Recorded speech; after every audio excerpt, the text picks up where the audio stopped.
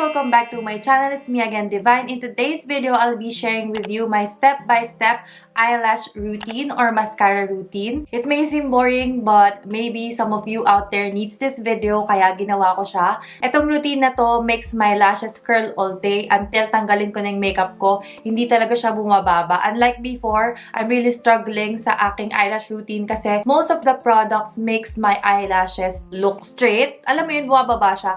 After curling, okay siya. And then after few minutes or few hours, bumababa na rin yung eyelashes ko, which is not good. Pero this routine, guys, na i-share ko sa inyo, talagang it will make your lashes curl all day long until tanggalin nyo siya. Ganyan na yung itsura niya. Most of the products that I use is super game changer, guys. Ito yung mga paborito ko na gamitin sa aking eyelash. And mapapansin nyo yan sa mga iba kong video na yung iba familiar na kasi, yun nga, ginagamit ko siya every time. You can use naman, guys, yung mga products na meron kayo. Pero ako, personally, ito lang yung mga products talaga na nag-work sa akin. I think this eyelash routine is not too loud, pero para na rin siyang eyelash extensions para sa akin when I see it on myself. Parang feeling ko naka-eyelash extensions na rin ako, pero it's not that glam-looking eyelashes. This routine will make your eyelashes look brighter, and alam mo yun, parang blooming yung itsura. So if you wanna know, guys, how I do my mascara routine or eyelash routine, then please keep on watching. These are what my lashes looks like without anything on them.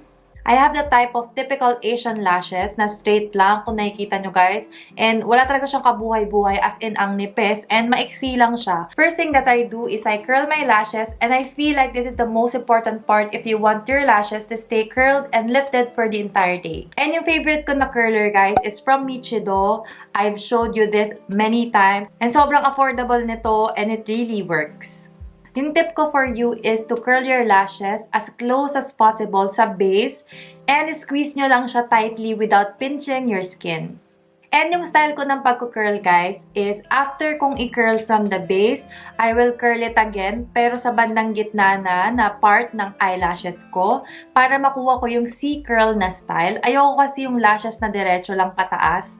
Parang feeling ko it's too much. So, I try to always curl it in the middle part. As you can see, guys, there is a big difference kapag kinurl nyo yung lashes nyo. Okay, so now, after curling my lashes, I'm gonna go ahead and put some mascara base primer.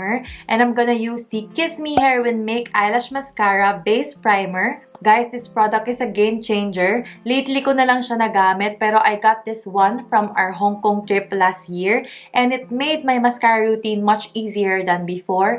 Itong product na to, guys, it keeps my eyelash lifted and curled all day talaga. Promise. Meron siyang parang mga fiber, so nakakatulong talaga siya to lengthen the mascara and also to add volume to your eyelashes. After that, I'm gonna be applying my mascara. And yung gagamitin ko, guys, is yung favorite ko, which is the 𝑘𝙤𝙡𝙀𝙀 Long and Curled Mascara. I'm just gonna go in and coat my lashes with the mascara. Pag nagmamaskara ako, sinumpisan ko siya doon sa pinaka-base and kino-coat ko from left to right para talaga magkaroon ng volume yung lashes ko. Ibabrush ko lang siya para matanggal yung mga nag-clump na hair. After that, I'm gonna be applying the second coat. Ibabrush ko lang ulit para ma-sure ko na walang mga nag-clump dyan. And then, I'm just gonna do the same thing here on the right side.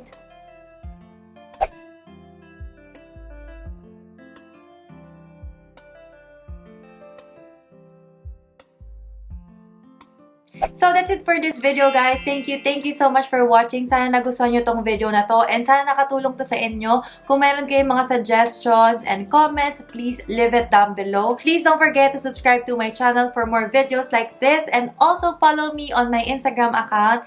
Thank you so much, guys, and I hope to see you on my next one. Bye!